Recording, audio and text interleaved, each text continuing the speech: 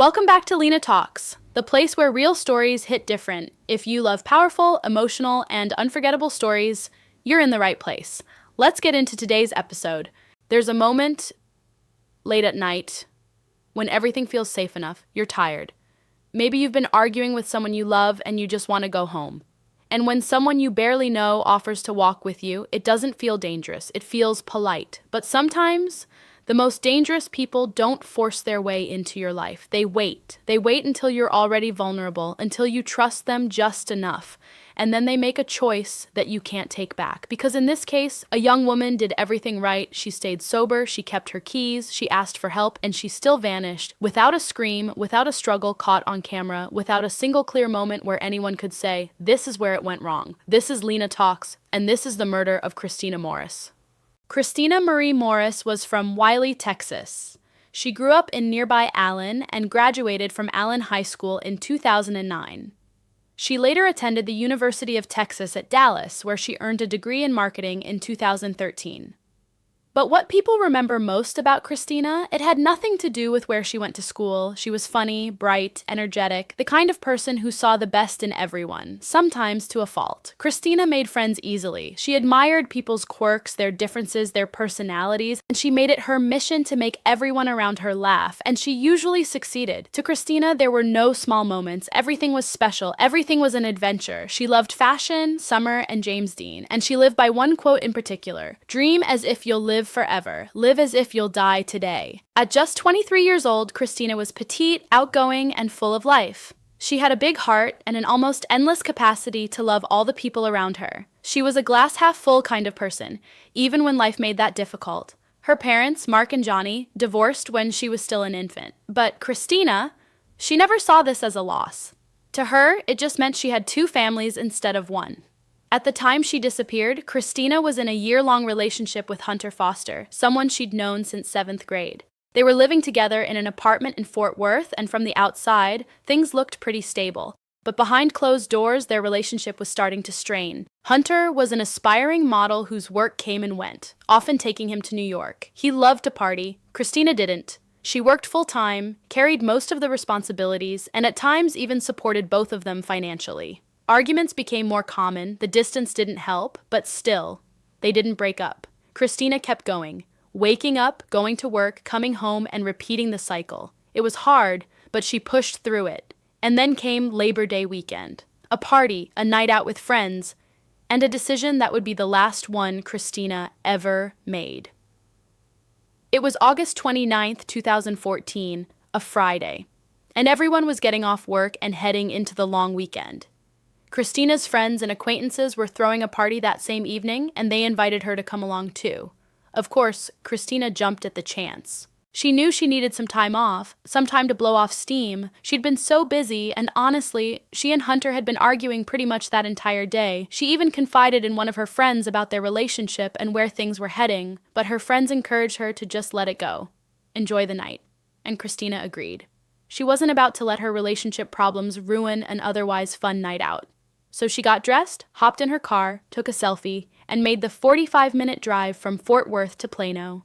She met up with some of her high school friends, a little reunion. The plan was simple: gather at a friend's apartment and just see where the night took them. They went to Paulina's apartment first. After a few hours of catching up and having a good time, the group decided to go out for drinks. They ended up at the Shops at Legacy around 11 p.m., then Henry's Tavern, then Scruffy Duffy's. And then the group headed back to Paulina's apartment, where the party picked right back up.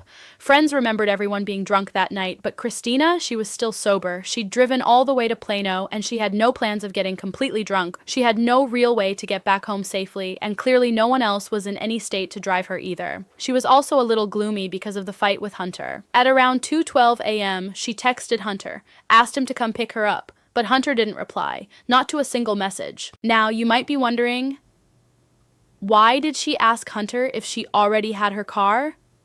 Well, here's the thing. Christina had temporarily lost her keys. That's why she reached out. But when Hunter didn't respond, she kept looking, and eventually found them herself. This only made her mood worse. Hunter was out partying in downtown Dallas, and he couldn't even bother to text back. The last message Christina sent him said she was sorry, hoped he was having a good time, and that her phone was about to die. That was the last time Christina communicated with anyone. A couple of hours later, when everyone was hungover and tired, Christina's friends sent out texts checking in, making sure everyone had made it home okay. The only person not replying was Christina. Her friends thought it was a little odd when calls went to voicemail, but they didn't overthink it. They figured maybe she was just running late for work and would get back to them. But over at Christina's workplace, her coworkers waited and waited. She never showed up. Christina rarely missed work, and if she ever did, she'd always let someone know ahead of time. On day 1, they didn't act on it. But on day 2, when she was a no-show again, that sinking feeling started to set in. So Christina's friends called her mom, Johnny. She hadn't heard from Christina either. Johnny contacted Mark, and when no one could reach her, the police got involved. On September 2nd, 3 days after the party, 23-year-old Christina Morris was officially reported missing. Christina had gone to a party with her friends, and now she was gone.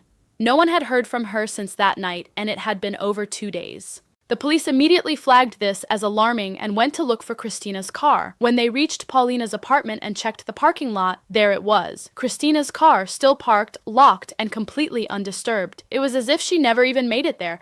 But why? She had found her keys. She was leaving. So where did she go? And how? The police dug deeper. They asked Paulina if she had seen anyone leave with Christina that night. And she did have something to offer. Paulina remembered seeing a man leave with Christina, one of the people from the party. His name was Enrique Arochi. Now the police had some direction. Christina had left with someone. But who was Enrique? Well, apart from going to the same school, he was basically a stranger to most of the group. Paulina had invited him to the reunion so he wouldn't be left out, but he was just a passing acquaintance, not really a friend by any means. The police needed to speak to him. He was the last known person with Christina, so he had to have valuable information. He wasn't a suspect at this point. They just needed his version of events to connect the dots. So Enrique was called in, and he wasn't very helpful. He admitted that yes, he and Christina had left together, but according to him, once they reached the end of the apartment complex, they just went their separate ways. Beyond that, he said he didn't remember much. He'd drunk a lot at the party, so there were memory gaps. This left the police with very little to work with. Christina could literally be anywhere. But then, Enrique did mention one thing. He said Christina had been on a phone call with someone during their walk, and she seemed really frustrated with whoever was on the other end. That got the police's attention. It was a small lead, but it was a lead. They kicked into gear and started tracing that call. Enrique was called back in for a more thorough round of questioning, and he did remember Christina making a call, and that she had even used his phone to contact that same person at 3:50 a.m. That person was Hunter, who, once again, didn't pick up. Hunter was brought in for questioning, too. He told the police he hadn't been able to reach Christina because he'd lost his phone and was distracted, but when the police asked to look through his phone, Hunter got visibly uncomfortable. He asked to leave. That reaction raised red flags. How could Hunter not even seem worried about Christina? Why wouldn't he hand over his phone? The police decided to look into him further, to find out where he actually was at the time of Christina's disappearance. If he didn't have an alibi, this case could take a very different turn. So they reached out to his friends, and they corroborated his story. He was in Dallas. His phone location confirmed it. He was not in Plano when Christina went missing, and then came the alibi. Hunter had been out facilitating an illegal substance deal with an undercover federal officer. Yeah, his alibi was literally committing a crime. But, as ironic as that is, it actually made his behavior make complete sense. The reason he didn't want to hand over his phone had nothing to do with Christina. It was the drug deal. That's what he was hiding. And just like that, all suspicion on Hunter faded. The focus went back to Enrique. When officers talked to others who'd been at the party, they were a little surprised that police were looking at Enrique.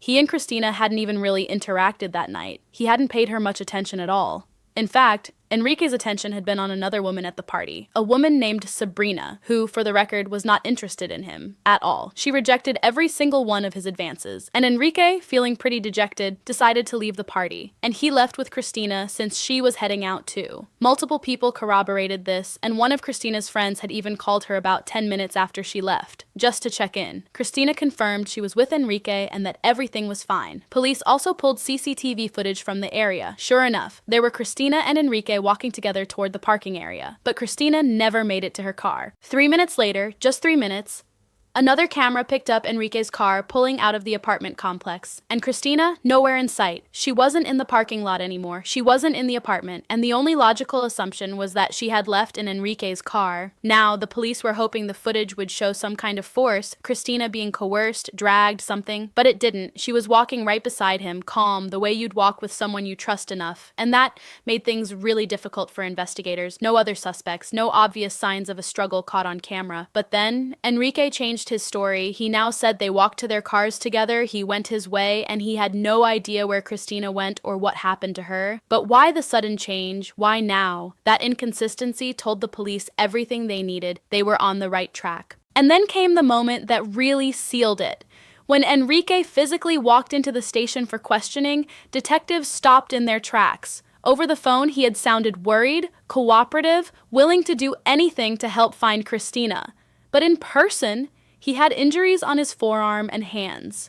Not minor scrapes, injuries consistent with a struggle, busted knuckles, damaged hands. When asked about it, Enrique had an explanation. He said a tire had fallen on his arm while he was fixing his car. And he got so frustrated, he punched his own car. When that didn't fly, he changed his story again. Said he got into a fight with someone, didn't say who. The police were deeply suspicious, but without a warrant for his car, they had to let him go. They weren't done, though. They talked to employees at the store Enrique managed.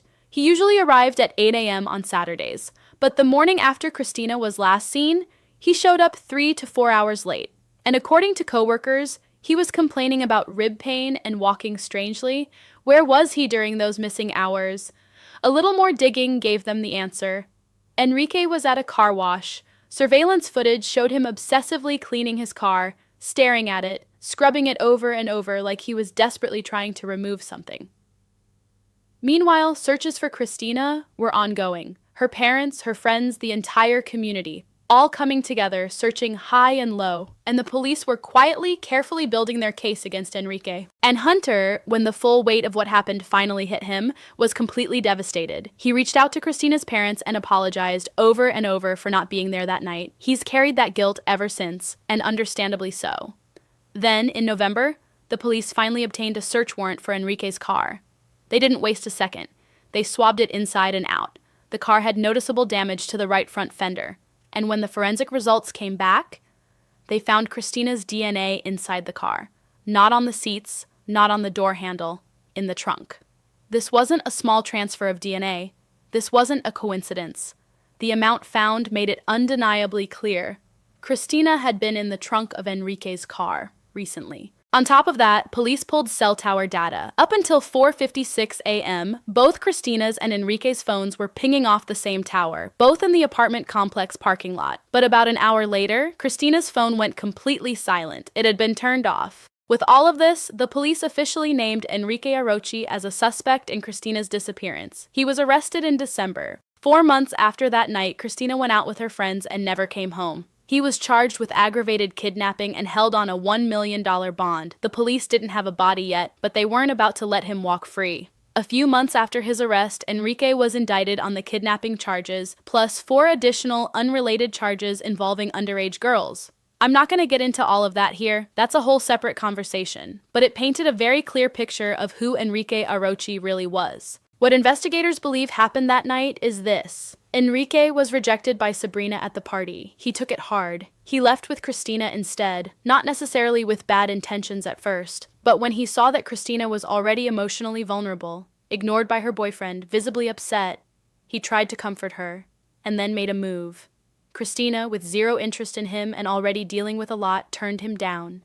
That was strike 2 in one night for Enrique. What happened next isn't fully confirmed, because the police don't have an autopsy, they don't have a full account of the events. But what is believed is that Enrique used force to subdue Christina and get her into his car. The damage to the front fender may have come from that altercation. It's also believed Christina may have gotten in willingly at first, thinking he was going to drop her home. And when she realized he wasn't taking her anywhere safe, that's when she fought back. She fought hard. The injuries on Enrique's hands and knuckles, those came from Christina. She did not go quietly, but Enrique overpowered her and she lost her life. He then hid her body in his trunk, drove off, and disposed of her somewhere. And through all of this, Enrique maintained his innocence, kept pointing the finger at Hunter, still insisted he had nothing to do with it. The prosecution, on the other hand, presented evidence of his behavior involving other women, explicit videos found on his phone, a pattern of predatory behavior. This man was not who he claimed to be. The defense's only argument, that there was no footage of Christina getting into Enrique's car, that the evidence was circumstantial. And as for the DNA in the trunk, they claimed it was cross-contamination, that both cars had been tested at the same lab. The jury wasn't buying it. In September of 2016, after 2 full days of deliberation, the verdict came in. Enrique Arochi was found guilty of first-degree aggravated kidnapping of Christina Morris. During the sentencing and victim impact statements, Enrique sat there, stoic, rocking in his chair, and at one point, he was even seen smiling, while Christina's family stood just a few feet away and poured their hearts out. He was sentenced to life in prison, with a minimum of 30 years. And notably, not a single member of Enrique's family was present. Not at the verdict, not at the sentencing, nothing. For a man who, in his own words, was the nicest person you'll ever meet. That says everything, doesn't it? But even with the verdict, even with him behind bars, there was one thing still keeping the Morris family up at night. Where was Christina? Her body still hadn't been found. And her mom, Johnny, she quit her job, made it her personal mission to find her daughter. She put up flyers, she spread the word, she never stopped searching. And in March of 2018, nearly 4 years after Christina disappeared, skeletal remains were recovered from a rural area in Anna, Texas. They were positively identified as Christina Morris. Because so much time had passed and the elements had done so much damage, we will never fully know what happened to Christina during her final hours. And Enrique, he's still not talking, still claims he's innocent, still pointing at Hunter. But the Morris family, they got the closure they needed, not the ending anyone wanted, but the closure they needed to begin the long, painful road of healing. And Christina, funny, bright, adventurous, loving Christina, she deserved so much more than this. She deserved forever. This has been Lina Talks. Thank you for watching.